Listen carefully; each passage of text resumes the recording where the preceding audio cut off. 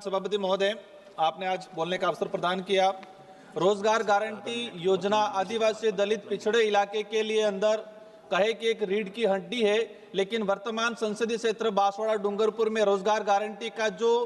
Budget है release नहीं किया जा रहा है और पूरे राजस्थान में 1500 करोड़ केंद्र सरकार का जो बजट है वो बजट रिलीज नहीं हुआ है, तो वो जल्दी रिलीज करे। और संसदीय क्षेत्र बांसवाड़ा में मेट कारीगर और सरपंचों का जो एफटीओ नहीं हुआ है, पैसा पड़ा हुआ है और जो काम सैंक्शन वर्तमान में नहीं किए जा रहे हैं, और विशेषकर सर डूंगरपुर जिले में कांग्रेस और बीजेपी दोनों का गठबंधन से जिला प्रमुख बैठा हुआ है, तो वो इसकी वजह से वहां पर रोजगार गारंटी योजना वर्तमान में ठप पड़ी हुई है, तो वहां के लोग रोजगार के लिए तरस रहे हैं। मैं चाहूंगा आपके माध्यम से कि केंद्र सरकार ध्यान दे और डूंगरपुर बांसवाड़ा क्षेत्र में रोजगार गारंटी योजना का बजट रिलीज किया जाए और वहां के लोगों को रोजगार दिया जाए। श्रीमती ऋषि बीरा जी,